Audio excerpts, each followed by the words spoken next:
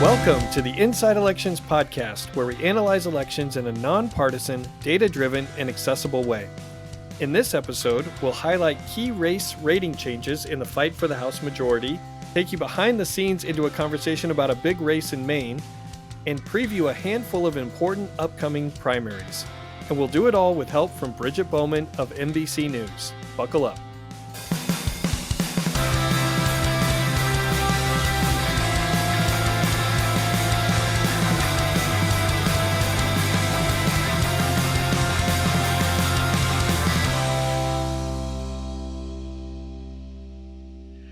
I'm Nathan Gonzales, editor and publisher of Inside Elections, the go-to place for nonpartisan analysis for the last 40 years.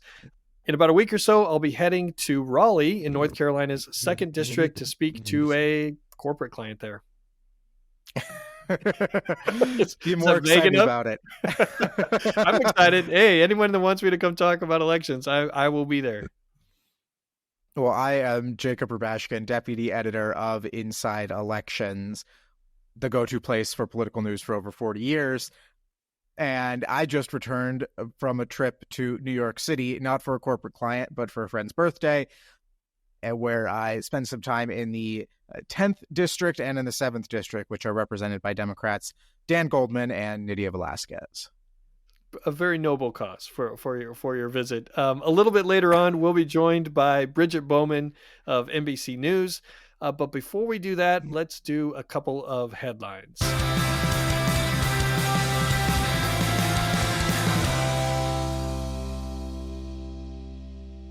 We now know the matchup for the June 25th special election in Colorado's 4th Congressional District to replace Republican Ken Buck, who resigned from Congress a week and a half ago.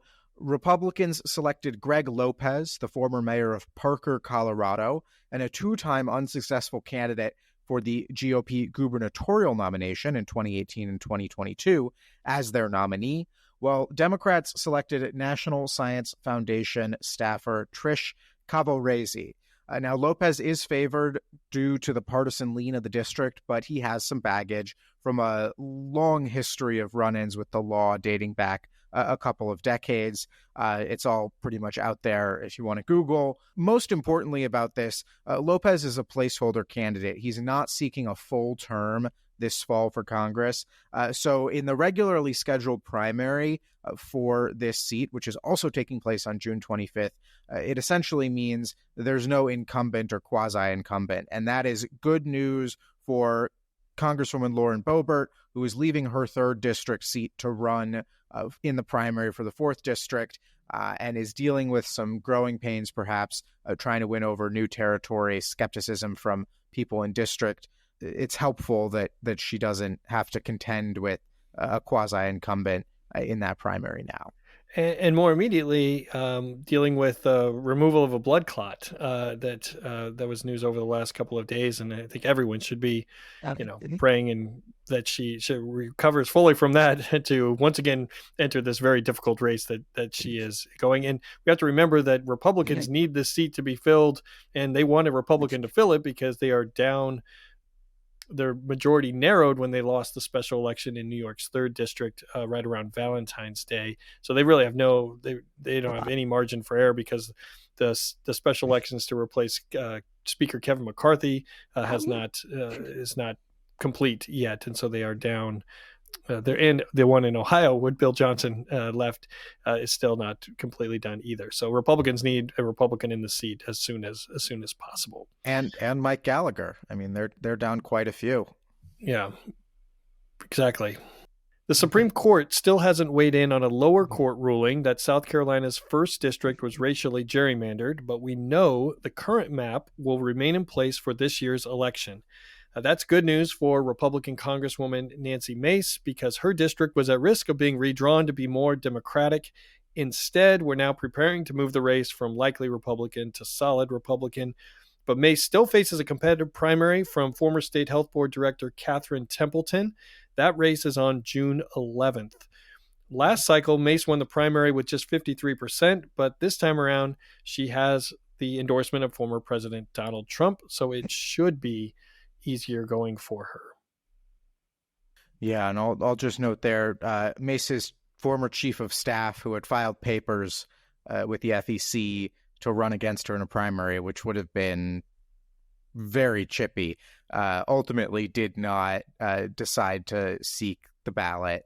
So Templeton was always probably the more serious primary challenger, but it's going to be a closer to a one-on-one race than a multi-candidate field, which is relevant in South Carolina because it requires a majority of the primary vote to win without a runoff.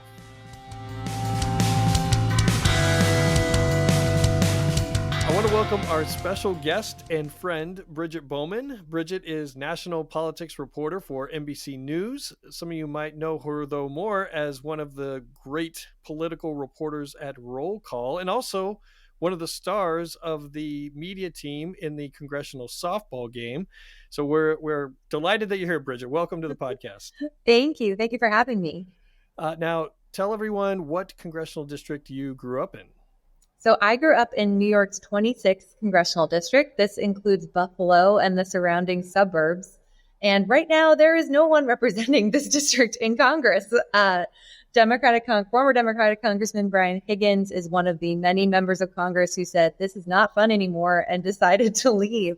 He actually told the Buffalo News that Congress is, quote, a very, very bad place right now. How many varies was that? It was 2, but it probably could have been more. So it's vacant. But it won't be vacant for much longer. There's a special election at the end of this month to replace Congressman Higgins, and the expected candidate there is going to be State Senator Tim Kennedy, who's a Democrat. It's a deeply Democratic district. Now, what was life like? If I remember my Bridget Bowman history correctly, you went to East, West, High School South, or something like that. There was just a lot of directions. You have a good memory. Yes, I did go to a school with a lot of directions. West to Seneca West, which is better than West Seneca East. East is least, West is best. That's how you remember. You have a good memory. But no, it's a great place to go up. I love, if you meet anyone from Buffalo, they're probably going to be pretty passionate about it. It's a really close-knit community, a lot of very hardworking people. It does have aspects that build character, you have to trudge to school in a couple feet of snow, or you have another heartbreaking end to the Buffalo Bills season that you have to suffer through. But it's great. It's a great place to grow up. And I definitely tell everybody, it's a beautiful waterfront. There's always a new restaurant or a new brewery whenever I go back there. So it's worth checking out for sure. Too soon to talk about the Stephon Diggs trade and if you've lost confidence in Bill's leadership. Yes, it is a little too soon. It happened today. But no, it was sad. I was kind of surprised. I was kind of sad about it. I don't know. It does make me a little nervous for next season, but I guess it was just his time to move on.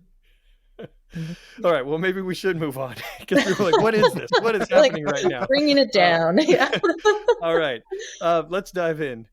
The most recent issue of Inside Elections was our quarterly House overview. We're the only entity that updates all relevant and House and Senate races on a regular basis. Every quarter, we look at each of those, each of them fresh. This issue, we updated more than 100 House races and made rating changes in 12 of those races. You can find those on our website. Just go to the ratings and look for the arrows about which races have moved. But one of those changes was in California's 41st district, which is in Southern California. It stretches from Riverside out to Palm Springs and Palm Desert. We changed that rating from lean Republican to tilt Republican. That is in favor of Democrats, or saying that Democrats have a better chance than what they did previously. Here are a couple ads from that race before the primary. Seen this deceiving damage control from extremist Will Rollins? The truth? Rollins was a prosecutor, the worst kind, reducing sentences for predators, releasing violent criminals to commit more crime. Now, Rollins wants his pro-criminal agenda in Congress. That's why he's proudly bankrolled by the defund police extremists. And that's why local law enforcement endorses Ken Calbert. Because Ken Calbert fights against criminals, not for them. I'm Ken Calbert, and I approve this message. My grandparents were Republicans. They met in the military during World War II, served their country proudly, then opened a business selling parts for U.S. fighter jets. Their political heroes were Dwight Eisenhower and Ronald Reagan.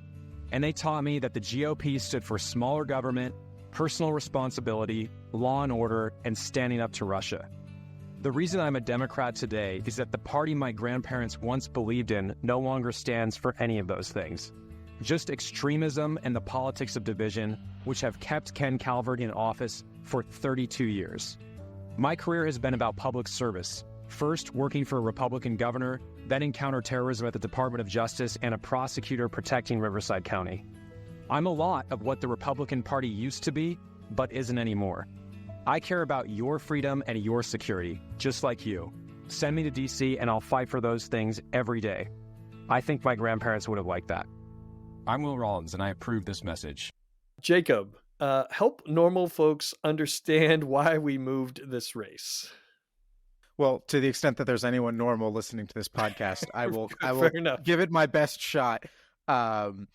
So we moved this race for a couple of reasons. To take a step back, what's going on here? We have this Republican incumbent named Ken Calvert, who has been in office for quite some time. He used to have, when he first got there, he had a competitive seat. It became a very Republican seat. And then following the 2020 census, it was redrawn to be a competitive seat again. This is, as Nathan said, it's kind of the southern Riverside suburbs out to Palm Springs.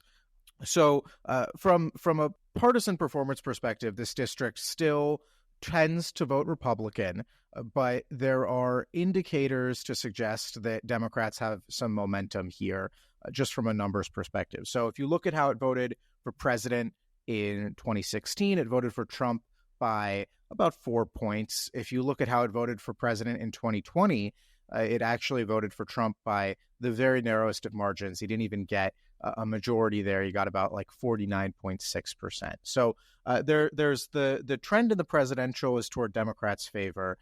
Democrats are also now a plurality in terms of voter registration in the district, which, you know, we always like to stress is not determinative of how a district votes, but it is a signal about kind of direction of the partisan wins. And in the last couple of months, Democrats have taken a very narrow voter registration advantage. 36.54% of registered voters in the district are Democrats versus 36.51% registered Republicans. So make of that what you will. Very specific. But so that's kind of the underlying fundamental factors here. The second thing that we layered on top of that, and the other reason why we made the change, is you've got a Democratic candidate named Will Rollins, who is a former federal prosecutor, and most notably, he is a former congressional candidate. He actually faced Ken Calvert last cycle. He's back again. He is raising a tremendous amount of money. He's one of Democrats' top fundraisers, and he's one of the few challengers anywhere to have more cash on hand than his incumbent opponent. He's got about $100,000 more than Ken Calvert, despite Calvert being a 20-year incumbent and Will Rollins not. So you've got a strong Democratic candidate. You've got a district that's tending toward Democrats. And then we saw in the primary, and California does these open primaries where all candidates are running on the same ballot. Ken Calvert got above 50, which was good for him, but he didn't get very much above 50. And the reason why that might be a bit of a warning sign is because turnout for Republicans was so much better across the board in California than it was for Democrats, because there was a Republican presidential primary going on, and there really wasn't a Democratic presidential primary. Republicans just turned out about 10% higher rates than Democrats across the state. And so, again, while I would caution too much into reading too much into the results of the primary, the fact that Calvert only got to 53 in this district, I mean, you look at a guy like Mike Garcia in the 27th district, which voted for Biden by double digits, I want to say, something like 11 or 12 points. And I think he got 55 or 57% of the vote in his primary. And so for Calvert to get less than that in a district that is ostensibly 10 points more Republican is a bit of a warning sign for him. And Bridget, what stands out to you about this race? Yeah, I think the ads that you mentioned are a good preview of the fight that we can expect in this district, which is why having this kind of top two primary is interesting. You get to see some early signs of that. And I'm curious how Rollins' message on clearly overtly appealing to Republicans, people who feel like the party has left them, is going to resonate there. It kind of reminded me of when I was in Southern California in the 2018 midterms, talking to people who had voted for Hillary Clinton. I remember meeting this one couple who had voted for Hillary Clinton and then their Republican congresswoman in 2016, which felt like the holy grail. I was like, tell me all of your thoughts. And they were supporting at the time Katie Porter when she was running for Congress. And they said exactly what Bill Rollins said in this ad, that the party had left them. Trump kind of sped it up, but they felt like the party had left them on issues like guns, on climate change and other things. So it's going to be interesting to see if that message resonates, especially if there are more voters like that out there. Yeah, and on the messaging, we're going to see probably more of the same from what we saw in the Calvert ad on crime and criminals.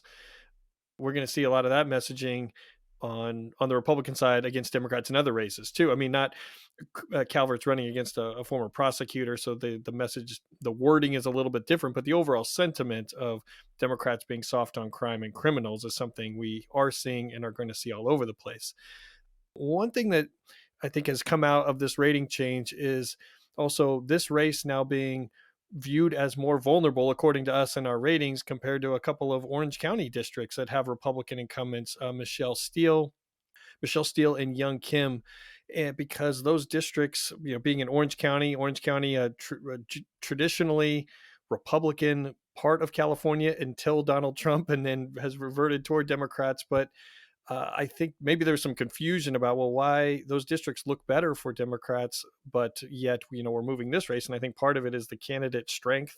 It looks like there are stronger candidates against those incumbents, and incumbent strength that I think Michelle Steele and Young Kim have proven to be, they haven't been in Congress as long. They've proven candidates in tough races before. And so I think that that might be confusing to folks who are just looking at these, just surely based on district numbers. Yeah, and they're two of the best fundraisers in the party on the House Republican side. They're really strong. And it was interesting throughout your whole House overview, you talk a lot about fundraising and how important that is in these House races. It was interesting, Jacob, the cash on hand differential that you pointed out. That's going to be so key, especially in California. It's really expensive to air any kind of, if you want to be on TV, it's going to cost you a lot of money.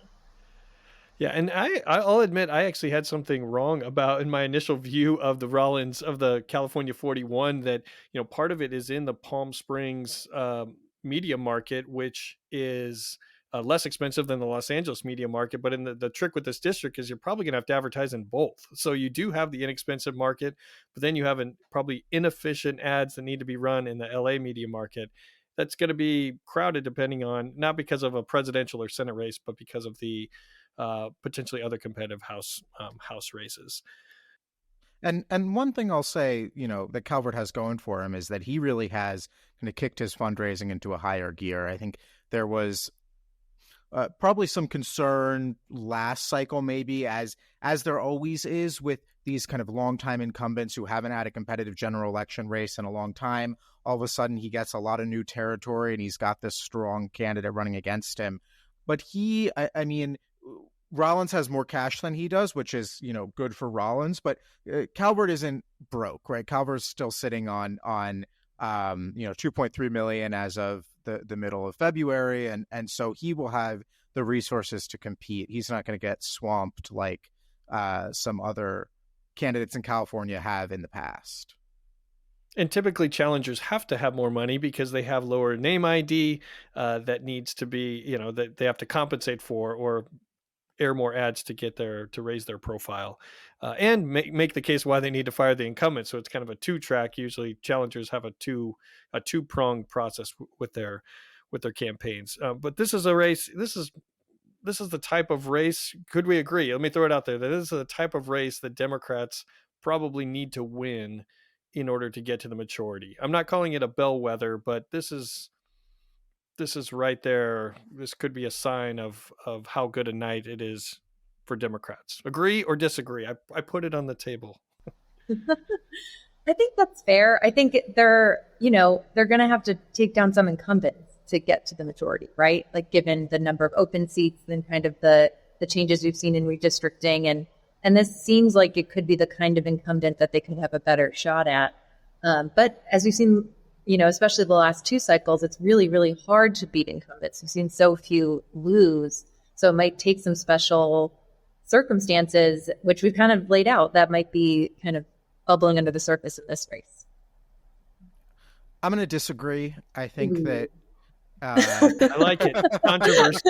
Controversy. I'm going to disagree. No, look, I just think that there are enough Biden double-digit seats for Democrats to flip the majority that for them to get, maybe to hit 220, this needs to be one that they flip.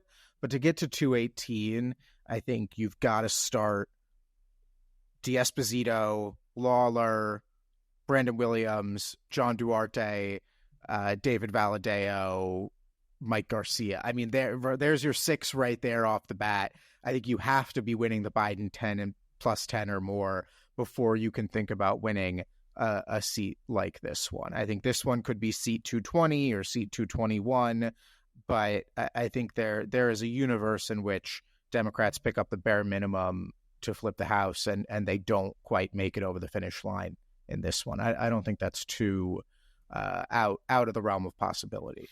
And to make sure, bring everyone up, we're all on the same page. Democrats need a net gain of 4 seats to get to 218.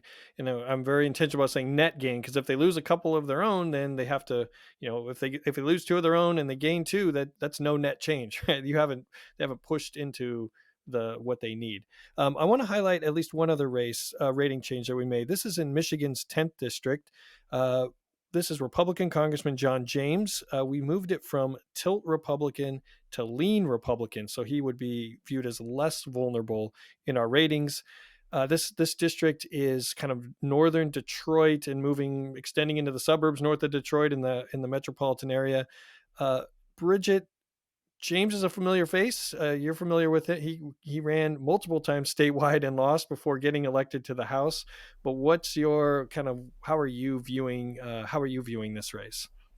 Yeah, I was curious actually to ask you guys. It seemed like in your change you put some stock in Carl Marlinga being the expected Democratic nominee potentially, and I was curious how much the rating maybe would change if he's not. Like, how big of a factor is him on his own, just given some of the issues that he's had, or I thought that was an interesting point that you guys made.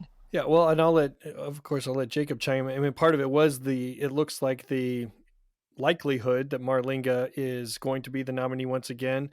He is not a good fundraiser. He has some baggage that he's bringing to the table based on the past. Now, I guess people could argue he didn't raise any money last time, and he came pretty close. He came a lot closer than expected. But as we looked at this race with fresh eyes and looked at the whole landscape, it looks like Democrats in both parties, the outside groups and parties are looking for good investments, right? Being efficient with their dollars. And when they look at this race and they see an expensive media market, the Detroit media market, where there's going to be presidential ads, U.S. Senate ads, and then potentially House ads, and they see a challenger that's underfunded against an incumbent who is very well funded, I don't know that Marlinga is going to have the support, and the other Democratic candidates haven't really shown that they have this enormous fundraising heft to win the nomination, let alone go against James in this environment where Biden is struggling at the top of the ticket. So, Jacob, did I leave anything out? The thing that I heard from sources when I spoke to them about this race was just that Marlinga looks like he's sleepwalking to the nomination. I mean, and I'm not just talking about people who are ambivalent or people who are watching this race from afar. I'm talking about people who, want his opponents to win and have no illusions about anyone not named Carl Marlinga winning this primary. It just doesn't seem like anyone else is doing what they need to do to beat him, even as he is, he's got some serious baggage from, his time as a judge and prosecutor that Republicans made plenty of hay over last cycle. And, he's a pretty lackluster fundraiser. So, I think the other thing that's going on here is he did almost win last cycle, and that shouldn't be discounted. And I think this is one of these races that Democrats should have won last cycle. I think that this was there were a handful of contests that the party just completely misread, and so they left for dead. And this one, Arizona 6, is another one with just a little bit of spending, I think could have been easily a Democratic hold. But every statewide Democrat won this district by something like 10 points at least last cycle. It was a really good year for Democrats in Michigan. And so Marlinga significantly underperformed the top of the ticket. In 2024, Biden probably going to lose this district. Certainly, if the election were today, he'd lose this district. And so Marlinga can't necessarily count on 3 really strong Democratic campaigns at the top of the ticket helping boost turnout and enthusiasm here. The other thing I'll say is, to the extent that anyone else looks like a threat to the nomination, there are 3 other candidates who are in the race. Diane Young, who's a financial planner, who I believe has run here before. Emily Bush, who is very active in kind of the gun violence prevention space. And a doctor named Anil Kumar, who might sound familiar to real nerds listening to this podcast, because he has actually, this is his 3rd run for Congress. He ran against Dave Trott first he ran in the Democratic primary against Kerry Bentivolio in 2014, and he was the Democratic nominee against Dave Trott in 2016, lost that race as well, and now is running again. He's a self-funder. He's got the financial resources to compete with Marlinga, but he hasn't really been doing much. And so, Michigan's got a later primary. Maybe he can start to put something together. But he's the only one who even has the money to make a run for this. And at the moment, it doesn't seem like that's in the cards. So lean Republican is not solid Republican. We should say that, or like tap the sign. Is that the meme? Like, don't make me tap the sign or something. I don't know. I'm old. I don't understand all memes. Like a button that you push and like it just says it when you. Sometimes people feel like we have 2 ratings. We have toss up and we have solid. And if something's not in toss up, it's solid, and vice versa. Which is not the case, right? But if you look at the other races that are in our tilt Republican category, and then you look at what's going on in Michigan 10, it's just not the same picture. It's John James is in a better position than all of these other Republicans. Bridget, I'm going to ask you about if there's another rating, perplexing rating change that we made. But before I do, I want to mention to folks who don't know who Kerry Bentivolio, Jacob name dropped him. Just Google Kerry Bentivolio. That's a Kerry and Santa Claus, I think, and you'll have a few minutes of fun. But I know, Bridget, was there any other rating change that was confused? We're like, what is going on over there at Inside Elections? What are you guys doing? That's a good question. Let me look at your list here. I guess I'll think about that for a second, but one like broader question I had when reading over your ratings, and Jacob, you mentioned the expectation that Biden would lose Michigan 10, is how much stock you guys put in the impact the presidential race could have on these districts. And it seems like House districts are more likely to go with the national environment, but then at the same time, we saw in 22 and 20 that the big wave expectations didn't really pan out. So, like, how do you factor that in, especially in a lot of these battlegrounds? That was a broad, general ratings question that I had. Yeah, I mean, it's a factor. If we're really diving into, I probably put a little more weight on it than Jacob. I mean, just meaning we have maybe a slightly different, but let's just look at 2020. I mean, there were only 16 districts that split their ticket between the presidential race and the House race. Not every election cycle is the same, but I think that's when you have to look at the individual candidate strength. And this Michigan race is a good example. Like, if Biden loses this district, is Carl Marlinga putting together the campaign necessary to overperform the top of the ticket? I'm not there yet. Now, there could be other Democratic candidates who can and do that, but I don't think. But it would be a lot easier to look at who's going to win in the House if we knew for sure what's happening at the presidential race. And I'm nowhere near knowing for sure what's going to happen in the presidential race. Okay. Yeah, I also obviously the presidential is going to be the best predictor for almost every district of how it votes and in the House race. And there's a certain level of gravity that I think is difficult or impossible for a candidate to escape if their presidential nominee is doing poorly. I think it's a different calculation for an incumbent versus an open seat, right? I mean, I think that's an important distinction, that an incumbent trying to go against political gravity is in a different place than an open seat race trying to do the same. The other thing I'll say, though, is that I do think that 2020 actually demonstrated that voters still are willing to split their tickets, perhaps more than we gave them credit for. I mean, I remember kind of after 2016, it was this whole big deal that, like Josh Gottheimer defeated an incumbent in New Jersey at the same time that Trump was winning the district. And I think that was only like the 5th time that an incumbent had lost re-election while the presidential nominee of that party was carrying the district at the top of the ticket. This was like exceedingly rare that you could knock off an incumbent even as your own party's nominee was losing at the top of the ticket.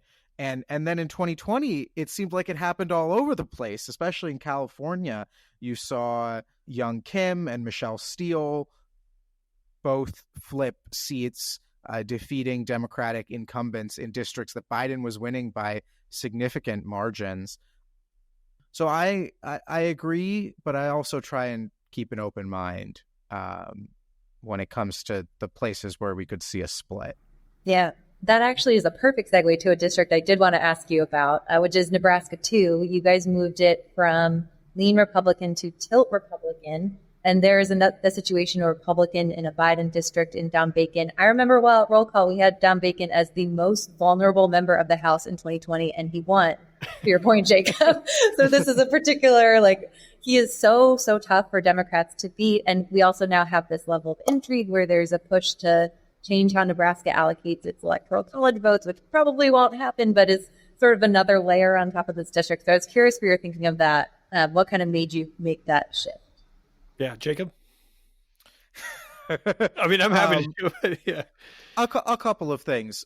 So this was a very narrow race in 2022. The candidate for the Democrats is back for another go of it, named Tony Vargas. There are a couple of things that are different from 2022, I would argue, that make us a little bit more bullish on his chances and bearish on Bacon. Firstly, he doesn't have a primary, so he's able to raise more money. He is raising more money than he was last time. Secondly, I think that there was concern that he was not running a sharp enough campaign last time. He really didn't run any attack ads. He didn't hit back strongly when Bacon kind of used the typical lines Republicans use against Democrats, soft on crime, things like that. And there's an expectation that he will do that this time. And then thirdly, the presidential angle here, I think, is very important. Bacon, this district is a suburban district. It's suburban Omaha. It voted for Biden by, I want to say, 7 points last cycle. I think there's reason to believe that Biden is holding up better in kind of these leftward trending suburbs than in some other places around the country. And it's likely that he's going to win this seat again.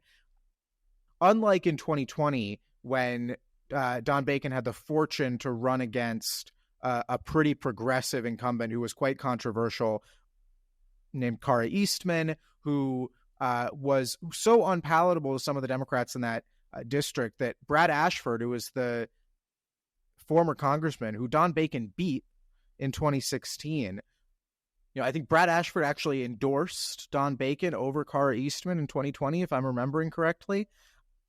And so all the ingredients were there for Bacon to significantly overperform the top of the ticket in a way that we just don't see him being able to do necessarily this cycle, right? He's running against a stronger opponent who's going to have more money, and it's a presidential year. And so he's an incumbent. He's got some moderate street cred that I think Democrats would argue is undeserved, but he has it. And so we still see him as the favorite, but again, just another one of these situations where he's quite vulnerable, and it's a race worth watching. And this is a reminder that I prefer doing ratings where we put things in different categories, not rankings, which my dear friends at Roll Call, and Bridget was one of those. And so rankings are difficult when you're comparing, within categories, how vulnerable Yeah. that is tricky. So I leave that to the pros at Roll Call. But next, I want to talk about one rating change we didn't make. Because we made a dozen changes, but those weren't the only races that we considered for a rating change. One of the longest conversations we had was about Maine's 2nd district, represented by Democrat Jared Golden. Trump won the rural district in 2020, but Republicans believe the congressman gave them a new opportunity by changing his position on guns after the mass shooting in Lewiston that resulted in the death of 18 people. Here's a clip from Golden's press conference at the end of October. Sometimes things happen that bring your worst nightmares to life. Yesterday, this is what happened in Lewiston. At a time like this, a leader is forced to grapple with things that are far greater than his or herself.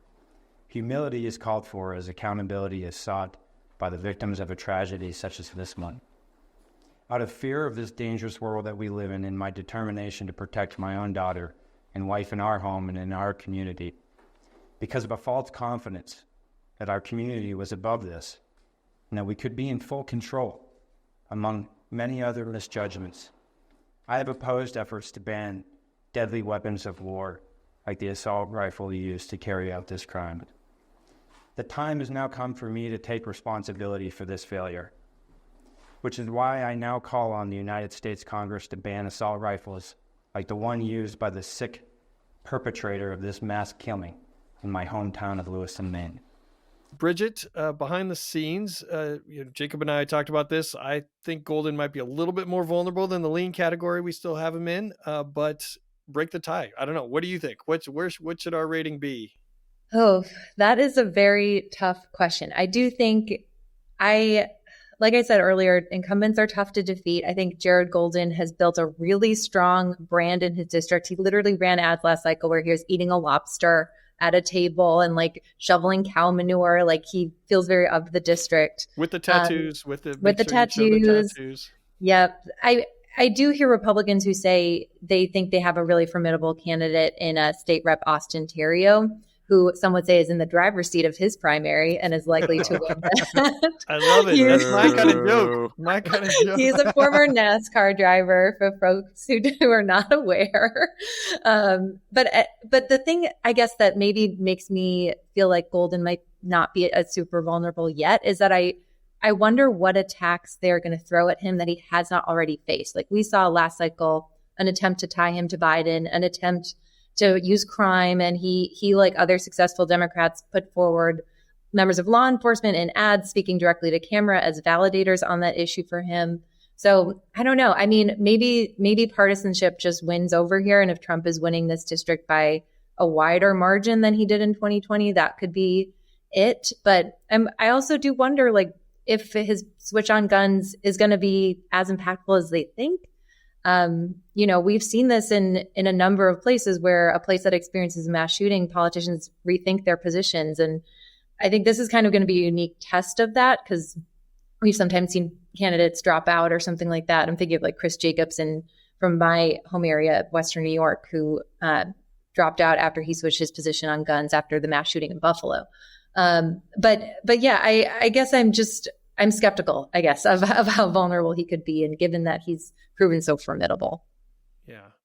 And one of the things that in my mind is, looking at the challenger, right, that previously Golden faced former Congressman and former Congressman Bruce Poliquin, who had some of the advantages of incumbency, but also had a both high name ID and was polarizing. I mean, he had high negatives from being in office for a long time, and Tero is a fresher face, and I think it's going to be more difficult for Democrats to kind of demonize him because they're kind of starting from scratch rather than having an opponent like Poliquin.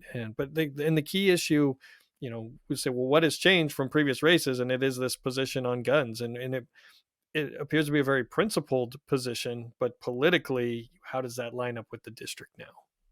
I am not as sold on Austin Tero as the savior for the Republican Party in Maine's 2nd District.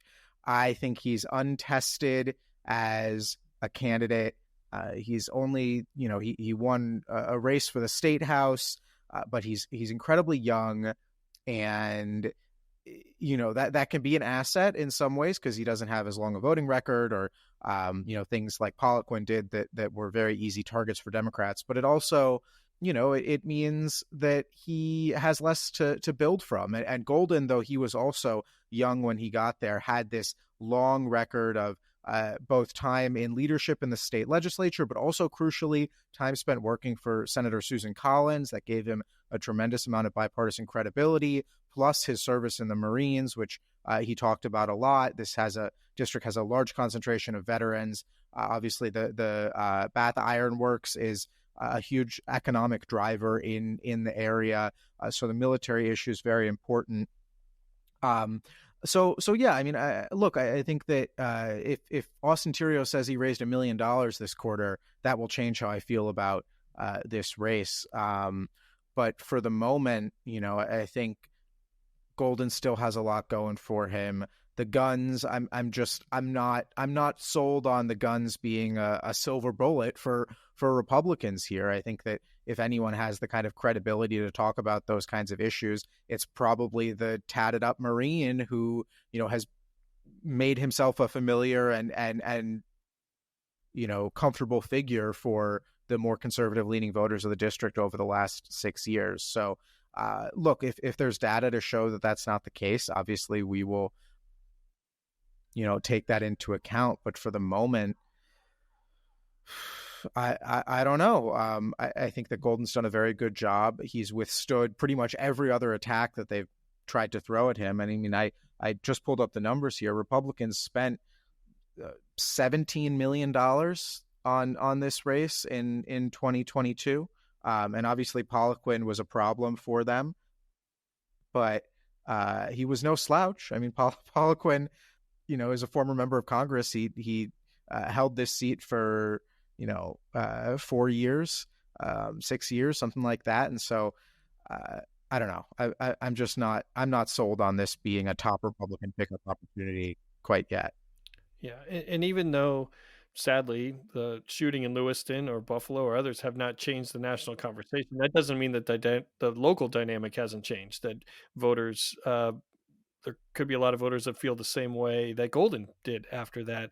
And in doing this rating change, I really searched for data to say, I understand in theory that this could hurt him, but is there any data out there? And it's too early right now. I think kind of both parties are flying on hypotheses right now about what's going to happen in the race. We're in a little bit of a lull in the primary calendar, but things are about to heat up again. There are consequential primaries in Pennsylvania on April 23rd, Indiana on May 7th, Maryland, West Virginia, and Nebraska on May 14th, Georgia and Oregon on May 21st, and the Texas runoffs on May 28th. Here's a clip from 2 ads in Indiana's 5th district, which is outside of Indianapolis. Chuck Goodrich voted to let Chinese companies buy Indiana farmland. China Chuck even invests his own money in communist China. China Chuck Goodrich puts China first to get rich. I'm Victoria Sparks, and I approve this message. A border invasion, a nation in crisis, failed leadership. Victoria Sparks sends $40 billion of our tax dollars to Ukraine before the border wall is finished. The bill Sparks passed included U.S. tax dollars for Ukraine's pensions and even Ukrainian business bailouts. When does Victoria Sparks put Ukraine first? Chuck Goodrich will put America first. Chuck has worked with President Trump, and now Chuck will help Donald Trump secure the border. Vote Chuck Goodrich, an America First conservative. Bridget, give a little bit of context about this race in Indiana, and then more broadly, how are you seeing Ukraine funding being used in these primaries?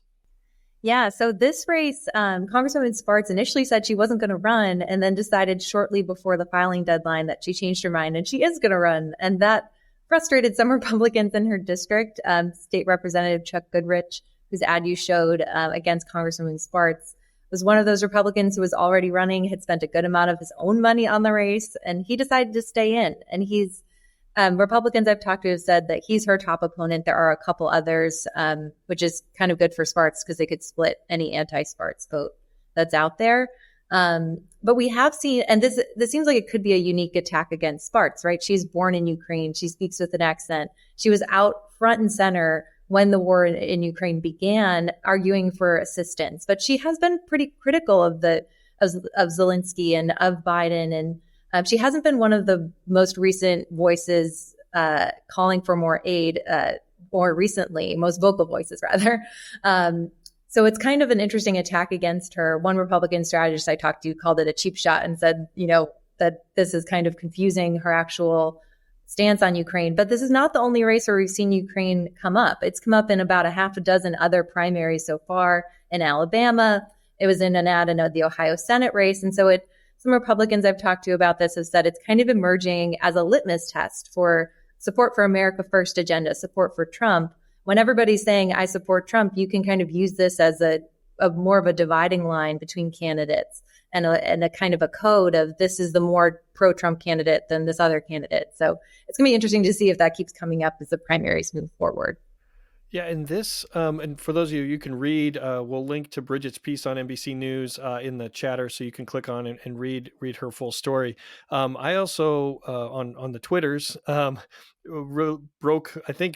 out a poll that was from the Goodrich campaign that showed that he has dramatically closed the gap, and he was down by just a few points to Sparts. I think it was Sparts 33, Goodrich 30, and undecided at 26. And this is from the Goodrich campaign, but to me, there's the Ukraine funding piece that you're talking about, but there's also just fundamentals of a campaign that when one candidate spends $1.5 million on television and the other candidate spends nothing or was not even running for a year in this election, that can matter. And that has helped Goodrich close the gap. Sparts is finally on television. Everyone heard that clip, but it's both the front and center uniqueness of that messaging, but also just the fundamentals of the campaign. But Jacob, what do you, either this race or I guess, what do you think about this race or any of the future primaries that are coming up? A lot of foreign policy in this race. I mean, Sparks going after Goodrich on China. Goodrich, obviously, with the Ukraine stuff, it's interesting. Who would have thought that like a suburban Indianapolis district would be all about the foreign policy in a Republican primary? But that's, I'm sure they have research to suggest voters respond to it and care about it. But in terms of things that I'm looking at kind of moving forward, I think there are two that come to mind. I broke some news 2 days ago now about some outside spending in a congressional primary in Maryland. United Democracy Project, which is the AIPAC affiliate, Super PAC, is spending money on behalf of State Senator Sarah Elfreth in the Democratic primary for Maryland's 3rd District. The most notable other candidate there is former Capitol Police Officer Harry Dunn, who is a bit of a national celebrity and who was fundraising at a crazy clip. I think raised over $3 million in his first quarter in the race. And it was a little unclear why the AIPAC group was getting involved, because both candidates there was nothing kind of distinguishing either Dunn or Elfreth on Israel issues specifically. Then there was a story in the Huffington Post that came out today by Daniel Morans that had a little bit more detail to it, which suggests actually that the money from UDP had nothing to do with Dunn at all, but was rather to try and stop another candidate in the race, a guy named John Morse, who's a labor attorney and who has expressed a lot more skepticism toward the Israeli position over the conflict in Gaza, was one of the first candidates to call for a ceasefire. So Morse has said he thinks this money is about him. The UDP spokesman that Dan talked to said it was not about Harry Dunn. It was about other kind of unnamed anti-Israel candidates in the race. So that's a little bit more detail as to why this group is getting involved. But that race is in the middle of May. Going to be paying attention to that, and not just because I'm a Marylander. With the overlay of the competitive Democratic primary to face Larry Hogan in that U.S. Senate race. Bridget, what other race in the April-May calendar is fascinating to you? Well, I'll see your one primary and give you 4, but I won't go into all of them. It's a but 3-hour podcast. I know, I guess, it's fine. Bridget. I won't go into all of them. I'll do that to like tease that one dynamic I'm going to be watching is the power of Trump's endorsement, that Trump's going to have a couple statewide races, Indiana Senate, Indiana Gov, West Virginia Senate, and then Georgia 3, that open house race, places where we're going to see Trump's endorsement be put to the test. We have only really seen it in Ohio Senate so far this cycle. So to kind of see, does he continue to be kind of the best endorsement you can have in a Republican primary? Are we seeing any challenges to that? And so that's something I'll be watching. Wow, that's actually a good summary.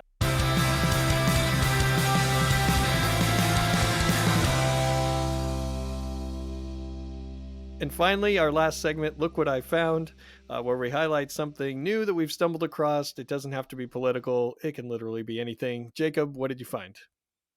After I went and saw Dune 2 in theaters, or Dune Part 2 in theaters a couple weeks ago, I decided to get a jump start on the next movie, if it's ever coming. And so I went back and I read the second book in the Dune series called Dune Messiah.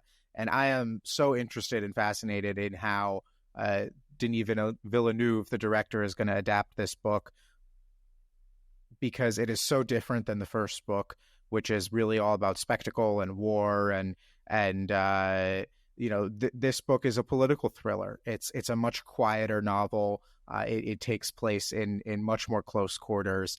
And it's almost a lot. The first one is a pretty vibey book, but this one is really about kind of introspection and internal thoughts. And so I am very curious. I'm a big Dune fan. I've loved the books for a long time. But I would recommend anyone who liked the first one to read the second one. And in 10 years or whenever the next movie comes out, I'll be very interested what he does with it. Bridget, are you a Dune disciple? No, I've never watched or read any of them, so maybe I should try. I don't know why. I just haven't. I guess I didn't know what it was about, really. And I admit I'm not either. I don't know. I mean, I'm familiar with when you see the trailers or something. I can figure it out, but maybe I feel overwhelmed that there's so much content. I feel like it's overwhelming to even get started. It's like if you've never seen Star Wars before, you're like, what's the point of getting involved now? But I don't know, Jacob, is this worth my time? Yeah, I mean, I think the movies are like a much lower level of commitment than the books. The books are less reading, a little dense, and they're weird. I mean, it's really, 1960s science fiction is kind of its own thing. It's different than the sci-fi of now, and the books are written, from a very different perspective. But I found them fascinating. Bridget, what did you find? So I mentioned earlier I'm from Buffalo, and Buffalo is in the path of totality for the solar eclipse that's happening next week.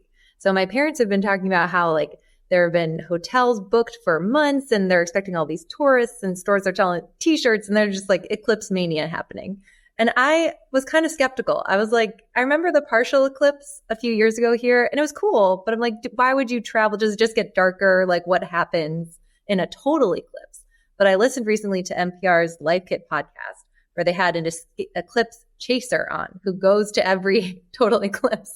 And it sounds kind of cool. He described it as the closest you will ever be to being in space, that the sky kind of goes away, the blue filter goes away, and you get to see kind of what it looks like in outer space, and that the birds chirp and it gets cold, and it just sounds like he described it as kind of like an alien planet experience. So maybe I should make a last minute trip home because it sounds kind of cool. Yeah, well, I guess I didn't realize. I feel like I remember the more recent partial eclipse where I think we were literally at a meeting at the NRCC on the hill, and we paused the meeting to go outside, and everyone sort of shared the glasses, and they're like, "Okay, let's go." And it just kind of the light was weird. Yeah, and it got kind of dark, and it was cool, but it wasn't like, oh wow, I definitely need to go see the next one. But for those towns in the path, I think for the last one, where my parents live in Dallas, Oregon, the city was sectioning off pieces of grass in the park, selling segments for people to put their picnic blanket. God. I mean, it was a whole economy. Thing. I don't know if people actually bought it, but they were trying to at least capitalize on the opportunity. And apparently at least in Buffalo, this was on the city's website. is the eclipse this year is going to be 1 minute longer than the one in 2017. So get ready. I need to be emotionally prepared for this. In a very different direction, I found the power of Caitlin Clark. Of course, she's the college basketball legend out of Iowa. She's likely to go number 1 in the WNBA draft coming up in a couple of weeks. But I thought, okay, let's go see her play. And so I looked at tickets in June for when the Indiana Fever come play the Washington Mystics, and the Indiana Fever are likely to select her. Tickets, the cheapest, first of all, it's almost sold out. The cheapest ticket is over $150 for almost the top row.